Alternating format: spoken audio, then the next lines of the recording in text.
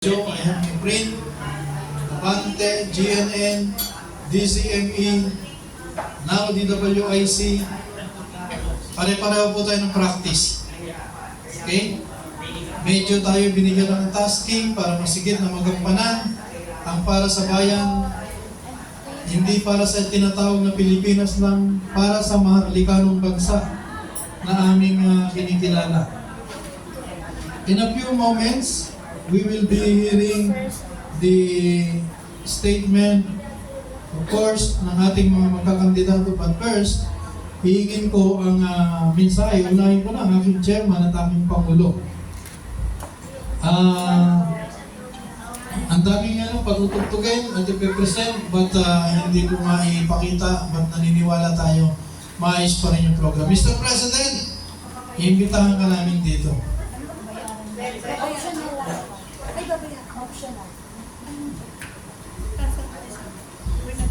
Para sa mensahe po ng ating Pangulo, tuloy-tuloy na po tayo. At kasi may oras po tayo na ginamit ito. At supposedly magmi-meeting kami ng mga kandidato. But para mas marami yung media kaysa kandidato, siguro mananalo na kami. Kung yung media network na nandito ay napakalakas para bigyan ng impluensya ang nanonood, ang nagbabasa, at nakikinig sa radyo, kung meron pang nakikinig sa radyo. Kasi puro social media na po tayo ngayon. Anyway, so, bibigyan natin ng pagkakataon na magbigay muna ng kanyang sariling mensahe. Sapagkat mamaya po, tuloy-tuloy, na bibigyan natin ng pagkakataon ang ating mga kandidato nandito. At siguro, makikilala nyo rin sila isa. We would like to acknowledge si Ma'am Glendel. Long time no see, Madam. Magandang hapon po. Ang aming katawag para maging tunay na partido, ang Partido Maharlika. Mr. President, take it away. Ikaw na siguro habang may ginagawa pa kami iba rito.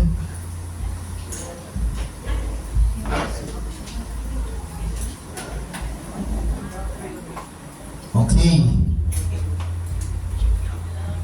Magandang gabi. Hello.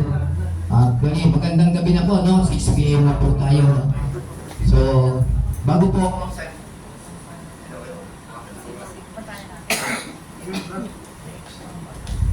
hello. Ano yata? Palit ng mic. Hello. Palit ng mic. Hello. Ayan. Ano ba nangyayari? Okay na? Okay. Muli, no?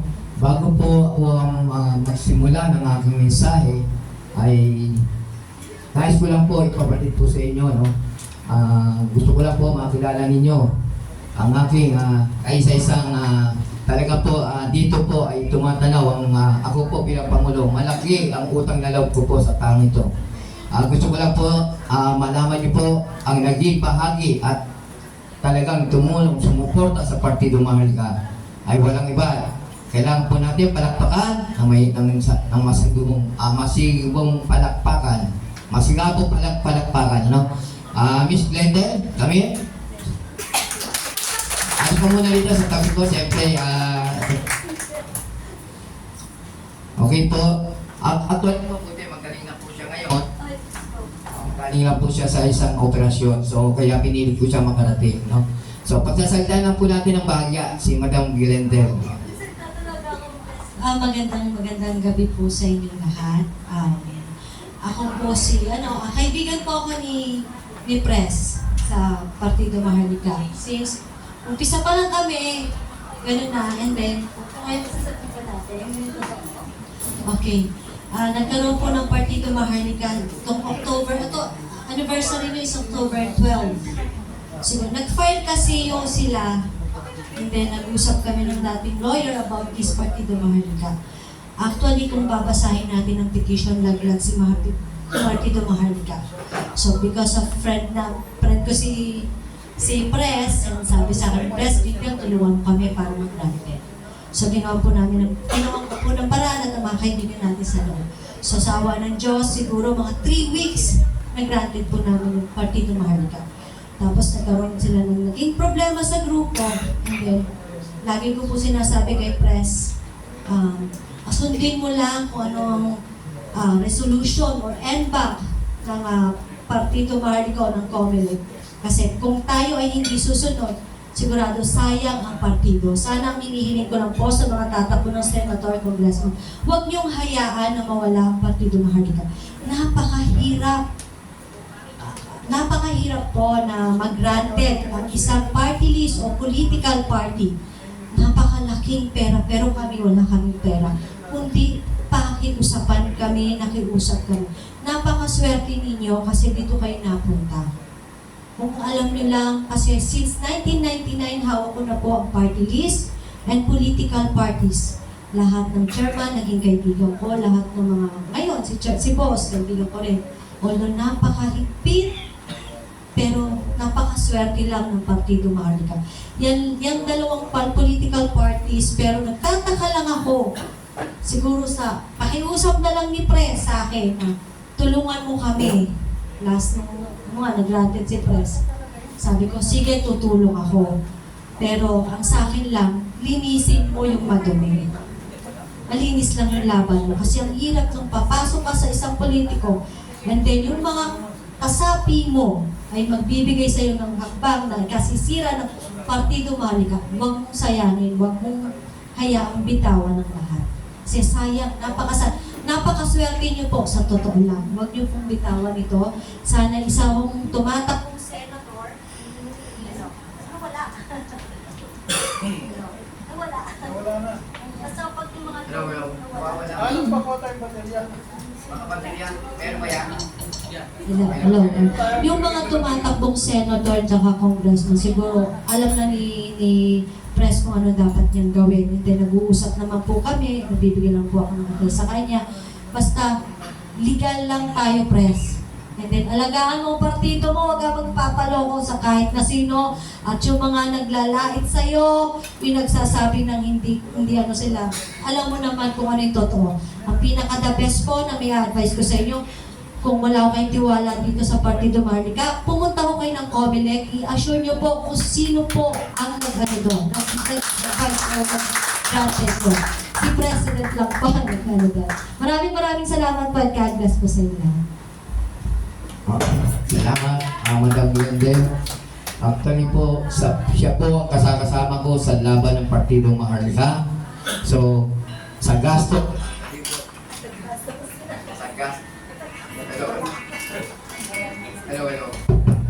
Hello. Sa gastos po, no? Actually, marami nagtataka, no? Sabi nga nila, paano mo napa-approve ang Partido Maharlika? So, napakabigat po ng Partido Maharlika. Ito po ay binuo natin, was pandemic time. So, 2019, binuo natin, pinay-po natin ang 2020 hanggang 2021. So, na-approve po tayo na-promulgate po tayo ng October 11, and then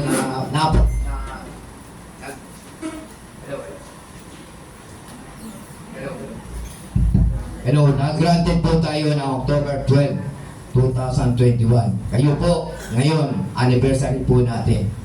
So, yun po, ang Partido Maharlika po ay hindi basta binuo ito ng sinasabing gumamit tayo ng makinaryang pera. Wala po. Compliance po tayo. Gumuho po tayo in 7 region. Tayo po ay nakapag-report in 9 and 10 regions po nag-report po sa COMELEC. Ang nag-report po sa COMELEC sa main ay by regions, district of COMELEC. So yun po ang nangyari po, kaya po tayo na-aprobahan. Ngayon po, nakita nga po ni Chairman Garcia, nung time COMELEC, nagkabulungan, nagkausap. So sabi nga niya sa akin, uy, nagulat siya. You remember, sir? Yes naman. So kasi sa kanya po nagdaan sa kamay ng ating Chairman Garcia, George Garcia, ang Partido Maharlika. Kaya alam po niya ang hirap at pagod ng Partido Maharlika. Knowing po tayo naglagay sa COMELEC, wala po tayong ganun na makinarya, yung lagay system. Tayo po ay gumawa, kumilos, nag-file, lahat po, yan po ay ginawa po natin. sa pamamagitan po ni Glendale, talagang puro pakiusap, Glendale, Madam Glendale, please, huwag po kaming pabayaan. So, right, kaya nga, every time kaya pinili ko makating si Glendale, si Madam Glendale, kasi talagang ako'y tumatanaw. Alam niyo po, ang inyong tagapagsalita ngayon, lahat po ay ako'y lumilikon sa mga taong tumutulong. Ako po yung klaseng taong hindi nakakalimot sa mga kaibigan at sa mga tumutulong. No? Tayo rin po ay malawak na rin sa pagtulong. Kaya po siguro ay naggogi po ang Partido Maharlika. Actually po, kanina nga po sabi sa akin nung interview, bakit po raw Partido Maharlika ang naisip ko? Hindi ko rin po alam sa sarili ko po. Ako po ay nabuhay, galing ako sa gunshot, pangalawang buhay po, ako ay maraming tama sa katawan. So that is the second mission, pangalawang buhay. So bakit nagulat ako? Bakit sa akin idiniin ng Maharlika? So lumalakad ng Maharlika sa iba-ibang klaseng organisasyon ng Maharlika. Bakit ang Partido Maharlika po ang pinatiin sa atin po? No? Ang Partido Maharlika po ay represento po.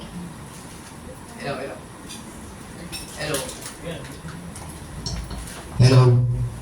Pinaproseso po ito. Ngayon po, hindi at tinatch ko po nung kasalukuyan po namin na binubuto, kinausap ko po yung aking pinagkakatiwalaang tao. Walang iba po yung ating National Secretary, si Jess Abihar. Ang lahat po ng laman ng dokumento po ng Partido Maharlika ay dumaan sa kanilang mag-asawa. Sila ho lahat ang gumawa, tumipa. So sabi ko kay Parang Jess, pare, huwag mo ko iwanan sa laban.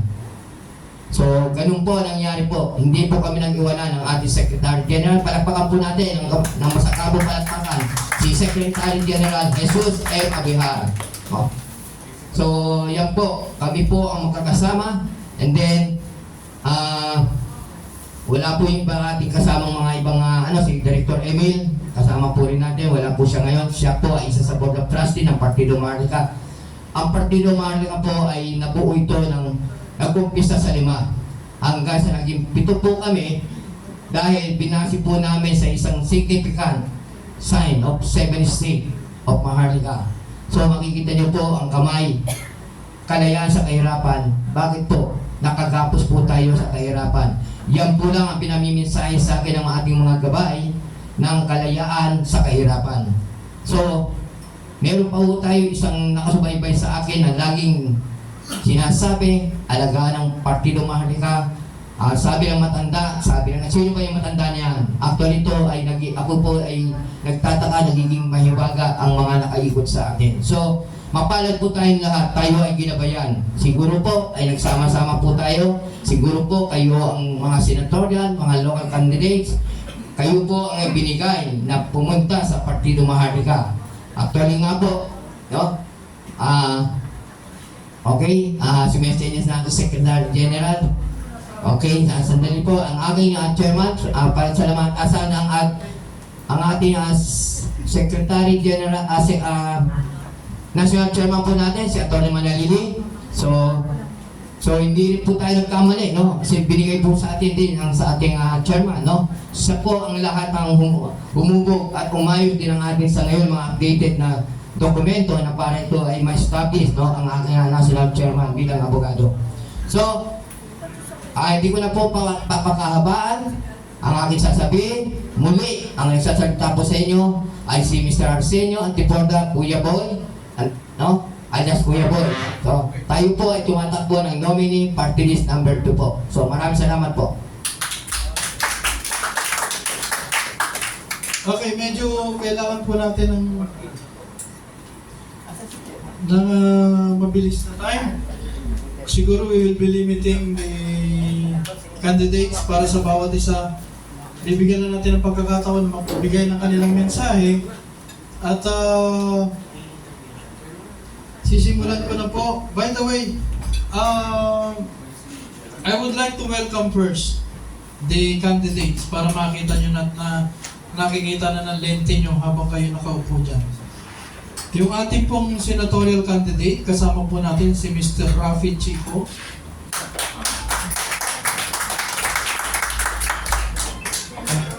ang ating Police Major General Arnel Escobar. Ang former DBP officer Mario Pagaragan Jr. Ang businessman and kasama natin sa southern area sa Lipada, Amir Hussein.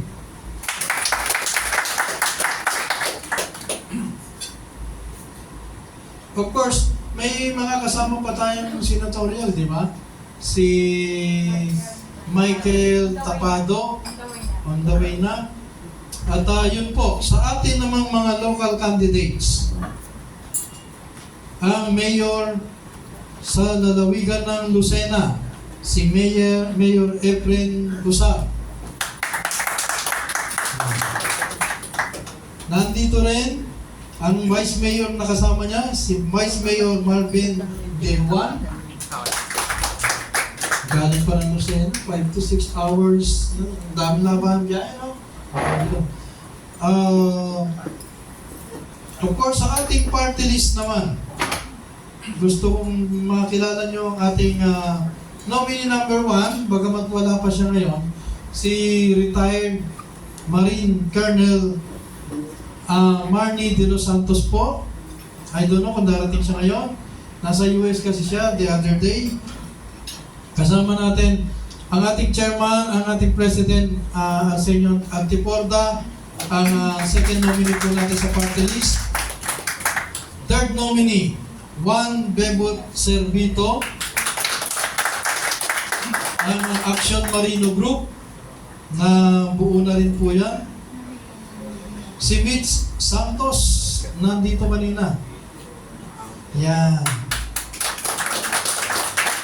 Si Michael Lukay-Lukay, isa sa kandidato nominee kasi po we manifested 10 nominees. Ayun nga pala, yung aming registered nurse at ang aming juris doctor. Si Mama... Check, yan. Si Mama Berger. Hindi ko po maalala yung kanyang apelido. Kabudil, yan. Wala kasi sa attendance eh. Siya yung punong abala eh. And of course, marami po tayong mga kasama behind na gusto kong makilala nyo sa ating mga Board of Trustees. Si Mitch Botor, kasama po natin. Ang ating chairman, Attorney Jerry Manalili. Nandiyan po siya.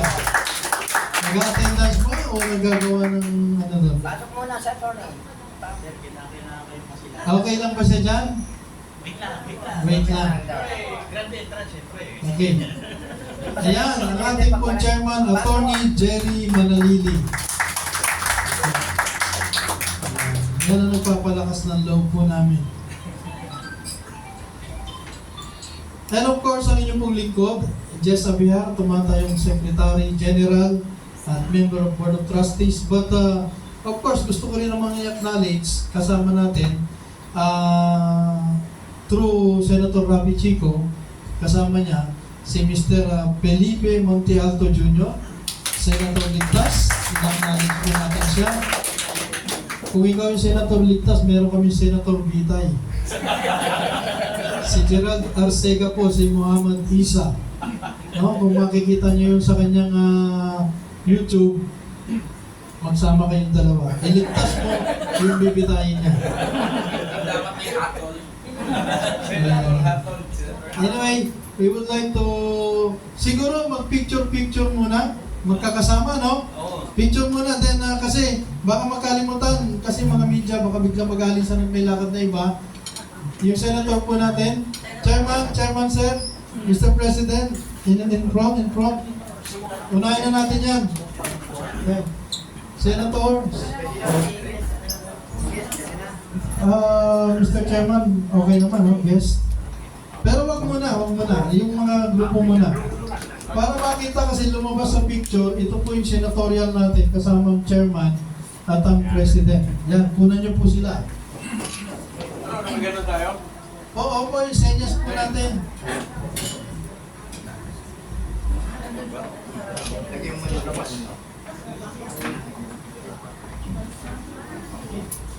Yan po, mula po sa kanan, si Police Major General Escobar, ang ating senator, si Rafi Chico, kasama si Salipada Amir Hussein. Sumunod po ang ating chairman, Attorney Jerry Manalili. Sumunod po ang ating National President, Boy Arsenio Boy Antiporta. At ang ating isa senador natin, si Kuya Mario Pagaragan Jr. Yan po sila. Okay po. Sige, yung sa party list naman po. Ayan po. Ha? Kasama ba ako? Kasama si Sekjen. Ayan. Sekjen. Sama ka.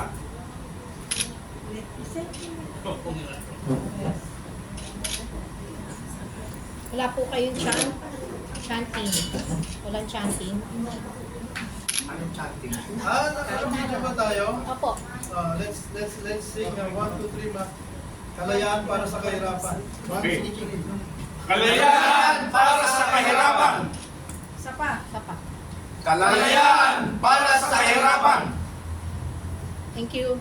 Hindi po. Yung party list naman, Mr. Chairman, President, dito kayo. Mr. Chairman, party list natin.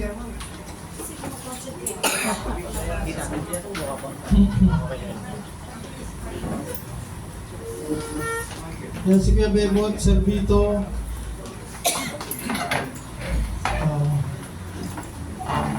Ayan po ang ating mga nominee. 10 po yan. And sama ulit yun. Tingin po lahat dito. 5, 4, 3, 2. One more. Sapa po. Tingin po rito. 5, 4, 3, 2. Thank you po.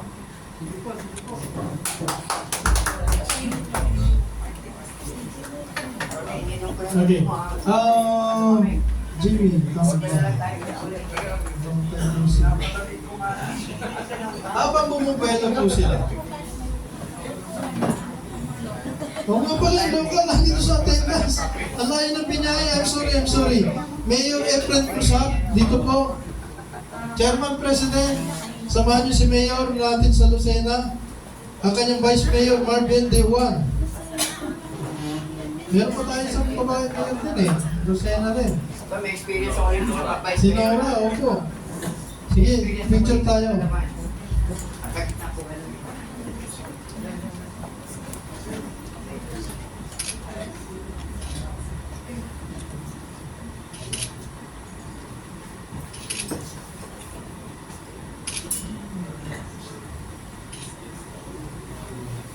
Okay po.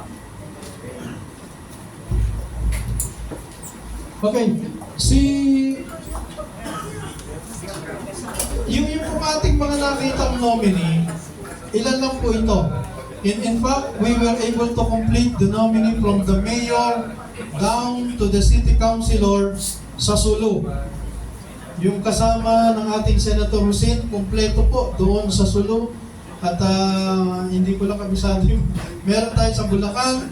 Actually, yung magaling na lalawigan ng magaling na gobernador sa lalawigan ng Bulacan, si Governor Wilhelmino C. Alvarado ay kandidato po ng Partido Maharlika.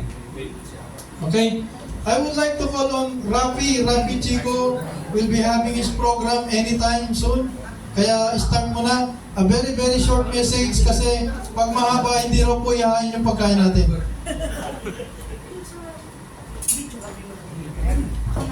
Okay.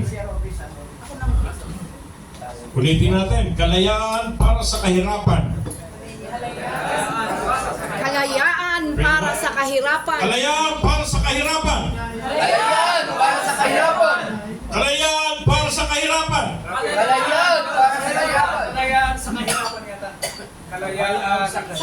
Kalayaan sa kahirapan.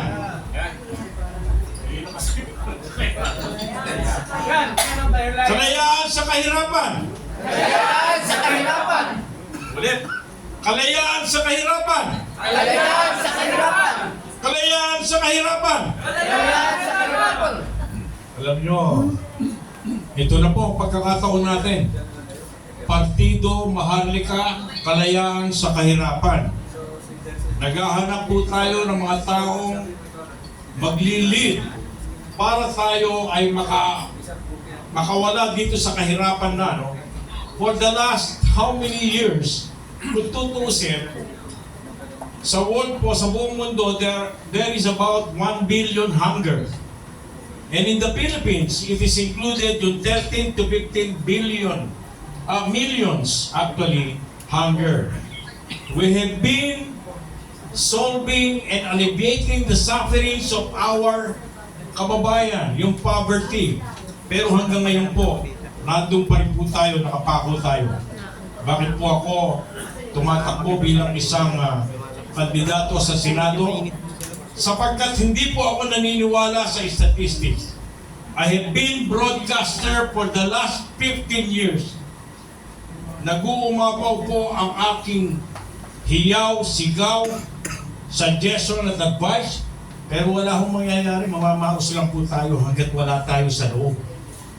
Kailangan nasa loob tayo para hindi tayo mamaos, at least magkakaroon tayo ng opportunity na magserbisyo ng taos sa puso sa ating mga kababayan. Alam nyo, sa inyo pong mga kamay, nakasalalay ang kinabukasan ng ating mga kababayan at ng bayang ito. Huwag na po natin hayaan na malugmok pang muli ang bayan na ito.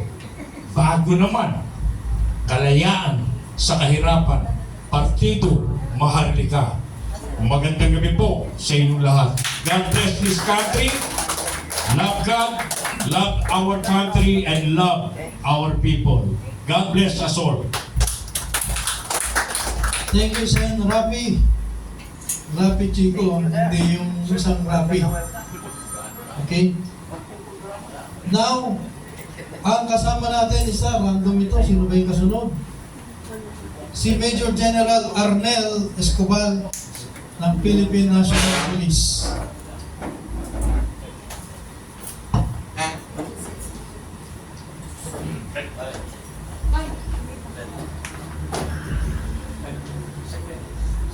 Magandang gabi po sa inyong lahat.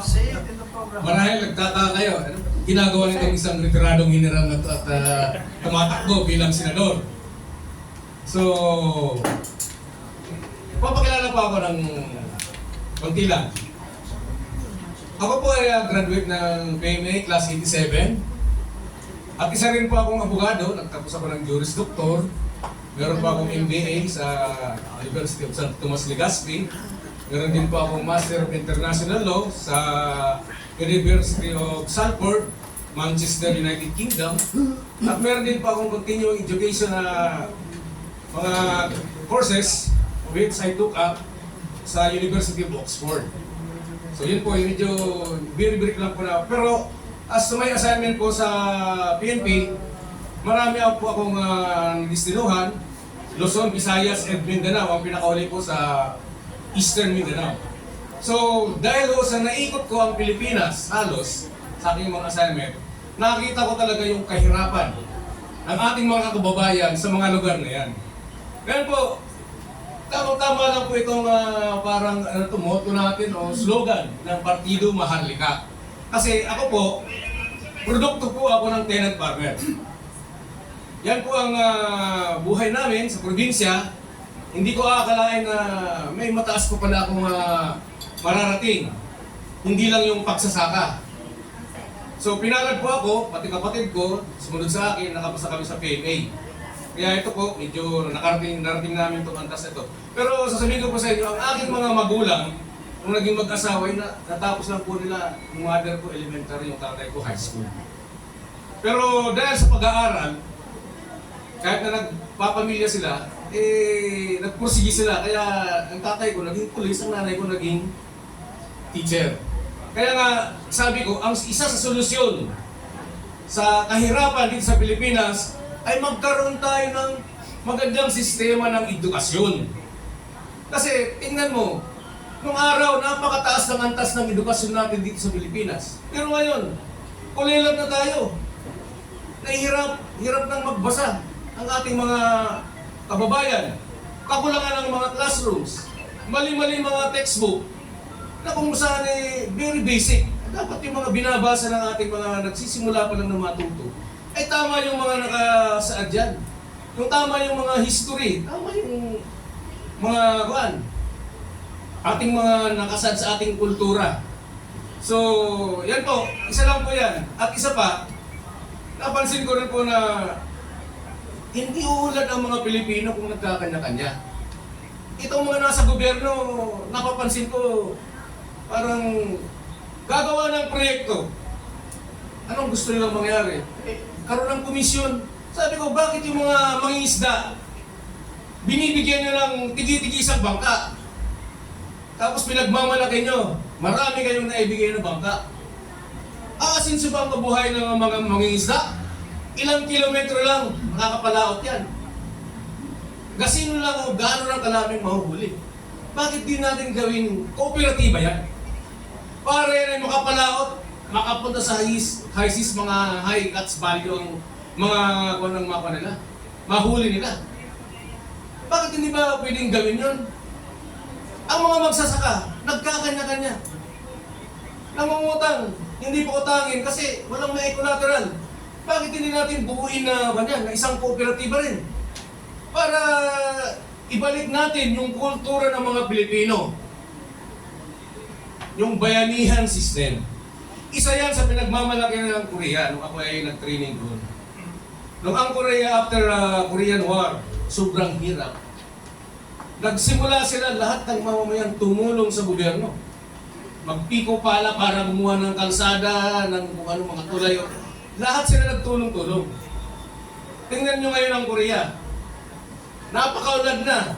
At isa pa dyan ay dahil sa napupropagate nila yung love of country. Siguro sa ating sa ating edukasyon, dapat ay isa yan na dapat mai-propagate natin sa ating mga batang-bata pa lang ng mga mag-aaral. Ang love of country. So marami pa akong maaari pang sabihin tulad sa mga IP natin na kung bakit ang batas natin ay iisa lang. Meron tayong dalawang constitutional provision. Pero iisa lang ang batas. Napakarami nating mga tribo. Ang dami nating mga katutubo. Bakit isa lang ang batas? Nakita ko yan sa mga batas sa Amerika. Iba-ibang tribo, iba-ibang batas. Kumbaga, tailor-suited sa kanilang kultura, sa kanilang mga paniniwala. Dapat ganun din ang gawin natin. Hindi yung pagsasama-samahin natin, hindi na naman isang kultura nila. So marami pa po. So yan po tatlo lang po sa nabanggit ko ngayon. Kaya yan po, pag ako po ay naluklok bilang senador, yung tatlo lang po yan ay aking mga magiging priority legislative agendas. At marami pa po. Dahil nga po sa siguro dahil lang sa nag-aral ako sa ibang bansa, yung mga good practices, kailangan na gayahin natin kung bakit sila umunlad. Kasi kung yung dito lang tayo sa Pilipinas, wala naman tayong nakakita dito kundi puro korupsyon. So yun lang po, magandang gabi ulit sa inyo lahat. Yan po ang ating Senator Arnel Escobar. Ngayon naman, mula po sa mga kapatid nating Muslim, si Senator Salipada Amir Hussein.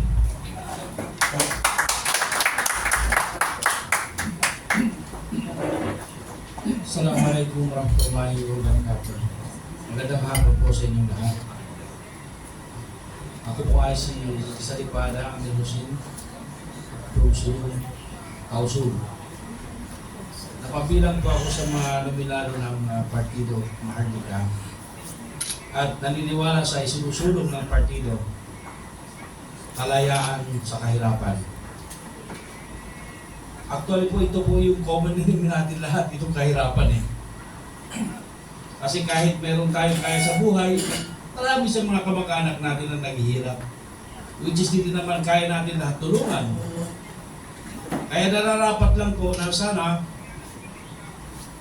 pag nandun na tayo sa Senado, sa mga co-candidates ko dito, we will create an enabling law na magpapalakas sa takbo at saka ganda ng ekonomiya ng bansa. Kasi naniniwala po ako, hindi po lang basta kahirapan o ekonomiya ang sagot nito sa lahat. Kasi kahit itong current administration, naniniwala sila na ang kahirapan is being affecting the whole countries.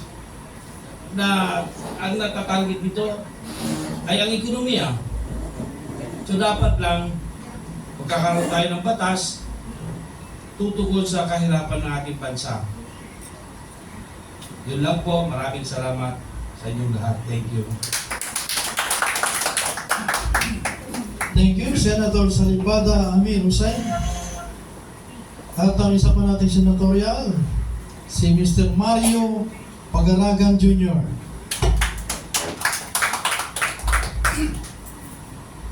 Magandang gabi po sa inyong lahat.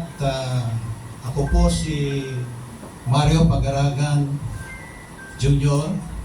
Isa po akong retired government official. Nanilbihan po ako ng 40 taong sa ating gobyerno. 7 taon po akong nanilbihan under the administration of former President Ferdinand Marcos. Ako po ay economic and financial staff sa ahensya ng Presidential Management Staff, Office of the President. 1 taon akong nanilbihan under the administration of former President Corazon Aquino.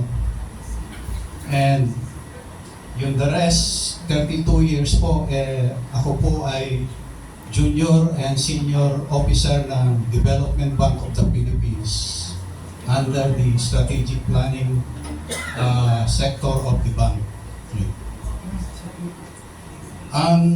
Muli po akong gustong manilbihan sa gobyerno. Ang aking pong mission at vision for the Philippines is to make the Philippines progressive and great again. Ito po ang adhikain ng ating nakaraang Pangulo, si Ferdinand Edralin Marcos po. Ang ating pong advokasya, which is in sync with yung Partido Maharlika, ay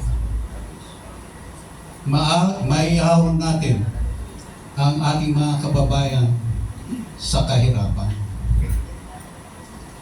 Ang aking legislative agenda para sa Senado po, 3 pong bagay.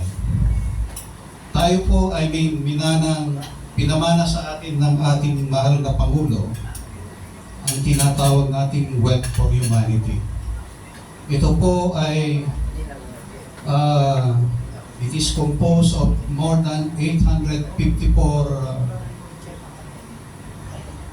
US dollar cash deposit and gold bullion deposits po. Ito po ay napapanahon na ating magamit dahil ito po according to yung last will and testament ng ating nakaraang Pangulo Ferdinand E. Marcos, which was reconfirmed, certified, and reconfirmed by world authorities and international institutions. Ito po ay ipinamana niya sa people of the Philippine Islands and the world. So ito po ay masasabi kong pinamana sa ating ng ating mahal na Pangulo. kailangan po, ito po ay tinago ng matagal na panahon. Ito po ay napapanahon na ating magamit yan para sa ikakaunlad ng ating bansa at para maiyahon natin ang buong sambayanang Pilipino sa kahirapan. So tatlo po ang aking agenda kung ako po ay palaring manalo sa Senado. First one is i-abolish na natin ang Presidential Commission on Good Government at itayo natin ang Philippine Commission for the Global Recovery, Activation and Mobilization of the Philippine Heritage Assets, otherwise known as the Wealth for Humanity. Ito po ang pinamana sa ating ating mahal na Pangulong Ferdinand E. Marcos na dapat nating gamitin ngayon para sa kaiunlad ng ating bansa at maiahon natin ang ating mga kababayan sa kahirapan. Pangalawa, itatag natin ang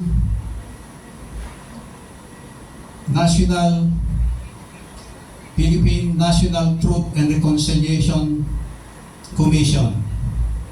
Para ito, matuldukan na natin ang usapin tungkol sa Marcos Wealth na tinatawag nilang sa buong mundo, ang paratang sa kanya ito raw ay ninakaw. Pero sa aking mga nakalap na dokumento, ang mga ebidensya na hawak ko po nanggaling sa World Bank, nanggaling sa mga international financial institutions, nanggaling sa secret files ng Presidential Commission on Good Government. Ang sinasabi po ng mga itong authorities, world authorities na to, ito po ay hindi nakaw. Ito po ay galing sa Panginoong Diyos. Ito po ay binigay para sa safekeeping ng ating former President Ferdinand E. Marcos. Yan po ay dapat nating magamit ngayon. Napapanahon na upang malaman ng buong mundo na ang yaman na pinamana sa atin ay hindi ninakaw. Ito ay legal na pinundar ng ating Pangulong Ferdinand Marcos. Ngayon, ang pangatlong legislative agenda ko po ay ang pag-legislate ng batas entitled Philippine Buried Treasures and Artifacts Recovery and Protection Law. Ito po ang tinatawag nating Philippine Buried Treasures and Artifacts. Ito po yung mga dinala dito ng mga Japanese Imperial Army noong World War II. Ito po yung mga ninaon na yaman, mga ginto, mga precious stones and jewelries, at ibang artifacts po na ibinawon dito sa ating bansa. Yan po ay proproteksyonan natin ngayon dahil based on historical records, si Pangulong Ferdinand E. Marcos, pinaglaban niya yan sa International Court of Justice na since walang nag-claim for 50 years, since after World War II, walang nag-claim, atin na po lahat yan. So, kailangan proteksyonan natin lahat yan. Kailangan natin bungkalin na lahat yan at para maprotektahan ho yung mga nagbabantay dyan, marami ho dyan. There are identified 750 burial sites, mga gold, mga bunkers po yan na dapat protektahan natin. Atin na po yan, pinaglaban ng ating Pangulong Ferdinand Marcos sa International Court of Justice. Ito ho ay hawak ko po ang ebidensya na yan at handa po akong umarap sa investigasyon sa Senado o anumang investigasyon na gagawin ng ating gobyerno. Under the proposed law, ang Bangko Sentral po ng Pilipinas, sila po ang magiging redemption center. Sila mag-take the lead para bungkalin lahat yan. Lahat ng mga nakabaong na ginto dito sa ating bansa, sila na ang magbubungkal yan, sila na magproprotekta yan, at sila na ang magbabayad sa mga guardians and keepers ng wealth na po yan. So yun po, in a nutshell, ang aking legislative agenda kung ako po ay manalo as senator ng ating republika. Yan po ang ating vision. In summary, through this legislative agenda, we will realize the vision of making the Philippines prosperous and great again, with all the richest nation in the world and the Filipino people, the happiest people on planet Earth. Maraming salamat po. Salamat, Senator Pagaragan.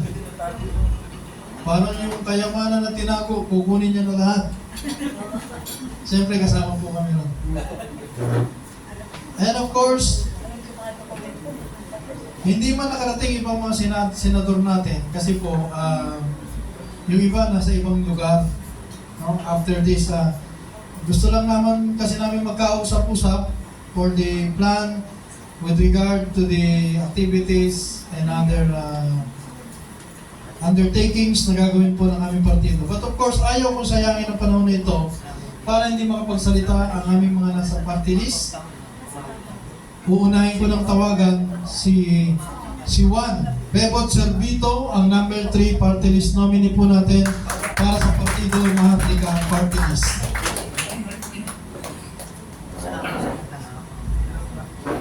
Magandang gabi po sa inyo lahat. Ako po si Captain Bebot Servito, Juan Servito Jr. Ako po ay produkto ng PMI Maritime Institute.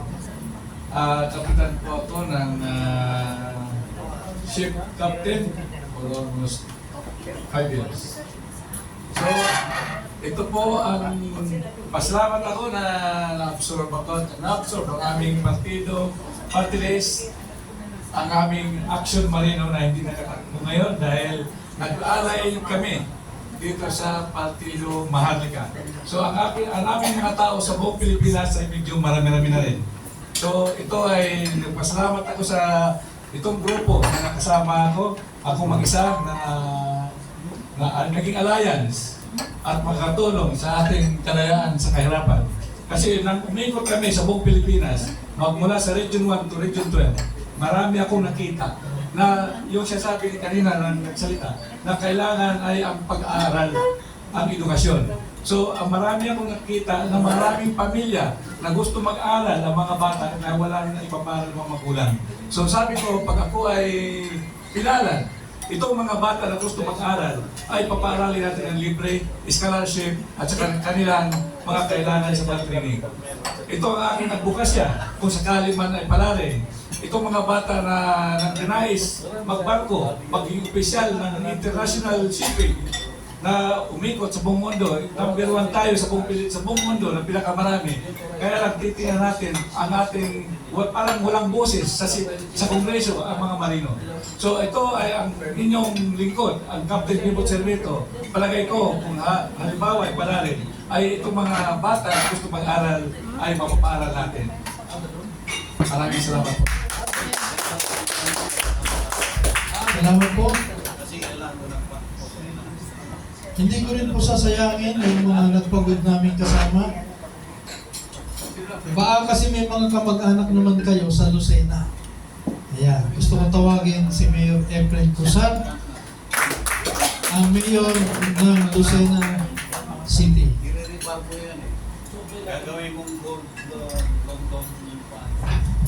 Magandang gabi po sa inyo lahat. Sasamantalahin ko ang pagkakataong ito sapagkat kung paano ako napunta dito sa Partido Maharlika. Ako po ay walang planong kumandidato. Ako po, magpakilala po muna pala ako dahil sino ka ba ang nagsasalita. Ako po si retired Major pero hindi po General. Efren Cusar. Dati po akong natistino sa amin sa region bilang sa Regional Staff Judge Advocate. Ako din po ay graduate ng Bachelor of Science in Agriculture. Kaya po yung mga binabanggit dito kanina ay hindi ko na po ulitin. Bakit po ako napunta sa Partido Maharlika?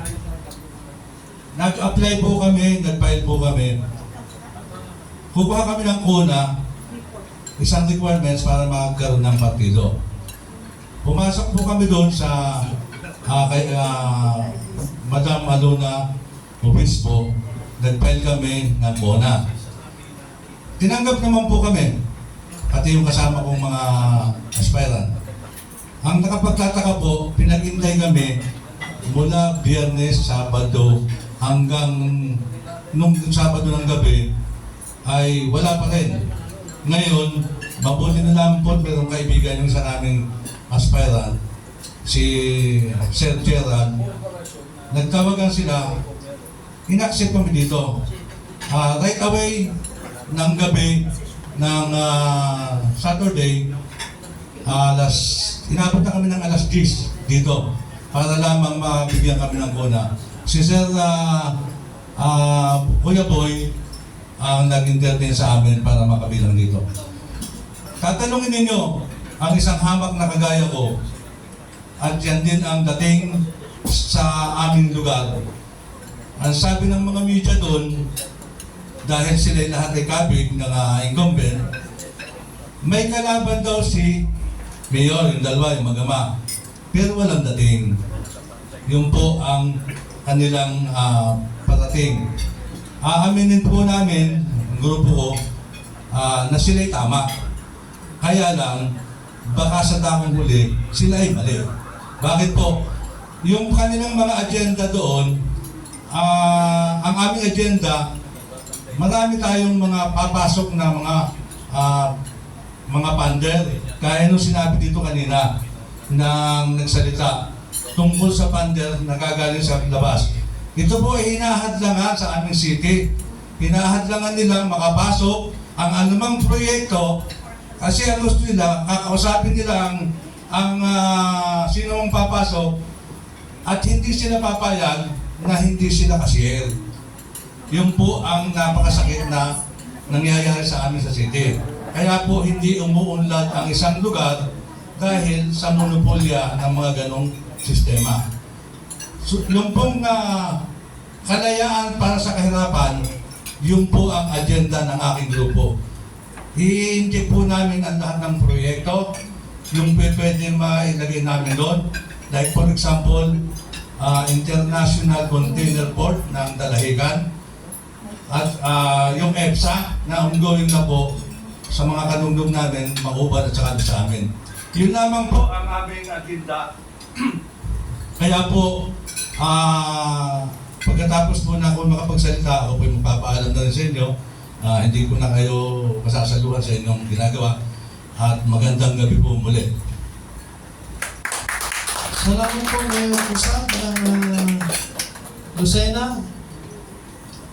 Actually, kami po may karangalan sapagkat kayo po ay nagbiyahe ng ilang oras para makasama po kami.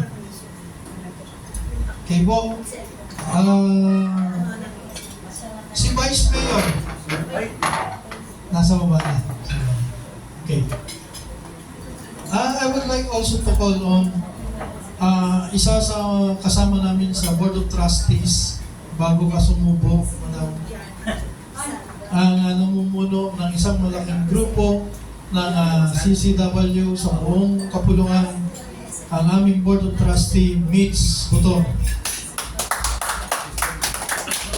Magandang gabi po sa lahat, sa mga senatoriables sa ating party list. And then sa lahat po ng mga local candidates. And then po sa mga media po na nandito. Kami po ay from Citizens Crime Watch Internationally Unified Force and Anti-Crime and Corruption. Ako po yung National Chairman. Ang aming National President po si Police Major General Attorney Arnel B. Escobar, na running po ngayon as a senator. So, kami po ngayon, siguro kung magkakaisa po lahat ng mga organizations ni Congressman Serbito, organizations ng Ligtas, organizations ng Tao Gama P, yung aming first nominee na si Kong Marnie de los Santos, and then the rest po na mga from Katutubo, and then the Muslim. Meron po kami sa Mindanao po, meron na kaming 14 million na organizations na ang aming pong director ng Mindanao, siya po ang may hawak ng organizations namin doon. Total po siguro, kailangan lang po natin ng mga 13 million para manalo ang ating mga candidates for senatorial. Kasi po, sa ngayon, kung mapapansin nyo, lahat po ng mga senators ngayon na nakaupo, siguro yung mga tinatawag nating trapo, the corruption is there, hindi na nawala. Kahit po yung mga may artista na walang ginagawa sa Senado, magbutas ng upuan, kung mapapansin ninyo. And then, hindi naman talaga public servant, pan-sariling interest nila ang ginagawa. Siguro po this is the right time na tayo po ay mabago na ang sistema ng politika sa Pilipinas. Hindi po talaga mababago ang politika sa Pilipinas kung hindi po magiging matalino ang mga botante. Ang nangyayari po pag nakakita ng 1,000, pupunta sa kabila. Tama? At the end of the day, matapos ang eleksyon, anong nangyari? Nawala. Magre-reklamo, magsasalita sa social media, walang nagawa. Kasi naman, maraming bobotante sa Pilipinas na hindi nababago. Tayo po ngayon, alisin na po natin yung traditional campaign. Dahil po kami may mga sariling organisasyon. We will focus the organizations. Bibigay na po namin ang mga pangalan ng aming mga kandidato. From Citizens Crime Watch Internationally, merong Tao Gama, merong mga ang grupo ni Congressman Serbito, and then the rest po ng mga nakisa po sa amin na may kanya-kanya po silang organisasyon. Na ngayon po, pag nagawa po natin ito, na hindi lang po sa pera, matutumbasan ang boto. Kailangan po magsakripisyo ang taong bayan for the sake. Kasi po tayo ay lumiko na. Before po, nung bata pa ako, hindi ko po nakakalimutan. Pangalawa po tayo sa Asia na pinakamayaman. Ngayon po, pangalawa tayo sa Asia na pinakamahirap because of the corruption. Yung naging, kung mapapansin po ninyo, no, yung politika ngayon, ginawa na ng hanap buhay ng mga laos na artista. Dahil sikat, binoboto. Pag nagkamali yung artista, dahil walang ginawa, magrereklamo. Tama, di ba? Meron po kasi, ang nangyayari po sa atin, dahil sikat sa TV, binoboto. Ngayon po, kailangan matuto tayo kung sino po talaga ang karapat-dapat. Actually po sa social media, I am very, po talaga sa social media, mapapansin niyo po, hanapin niyo po yung Mitch Buto. Meron po nag-comment doon kasi nakalabas na po yung aming Partido Maharlika. Ito na naman na niya, Partido Maharlika, panibago nga niya, mangungurap. So, ang ginawa ko, sinagot ko, di ba, kailangan natin ng pagbabago. Hindi pa nga magkokontra ka kaagad. Basahin, kailangan, ito na yung mga titulado. Ang nakaupo ngayon, mga trapo. Dapat ang sabihin mo, sana, mabago na ang Pilipinas.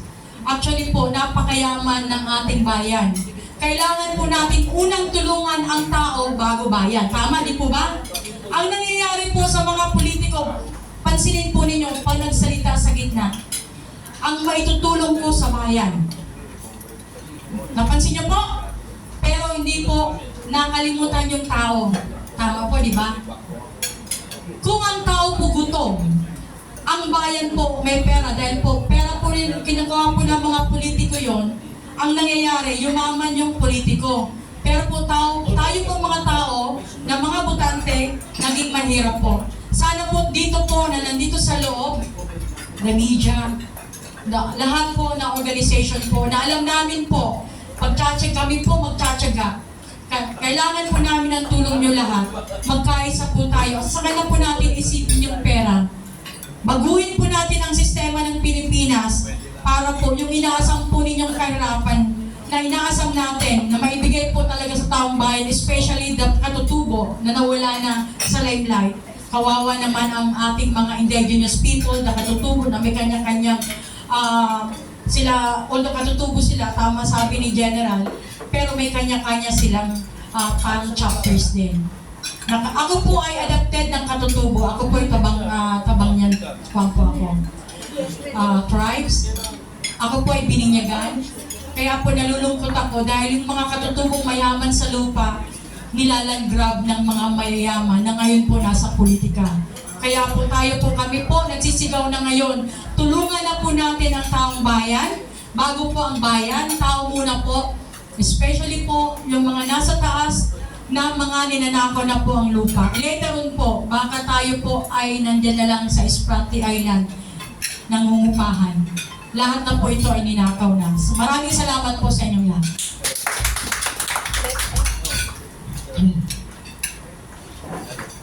So, bago po sila sumala, kasi I do believe we will be having a question and answer. Okay. I would like to present to you the principle of Partido Maharlika. Although ang sigaw ay kalayaan sa kahirapan, para matandaan nyo siya, I made the phrase, Conlo Patri Prode. Conlo Patri Prode. Ibig sabihin ba, we believe in the constituent representation or participation sa bawat gagawin na legislatura o legislative advocacy ng aming bansa. Hindi ito kailanman pwedeng ilan lamang ang gagawa nito. Madalas po kasi tatapusin lamang sa tinatawag na ilang grupo lamang ng committee, tapos na, hindi po. Pangalawa, yung love of country. Ngayon po, hindi na nakikita yon. Alam niyo kung bakit? Simulan po natin simula sa itaas at baba ng ating damit, puro imported yung mga nakikita. Nawala na po yung Filipino First policy na ginawa ni President Garcia, kung di ako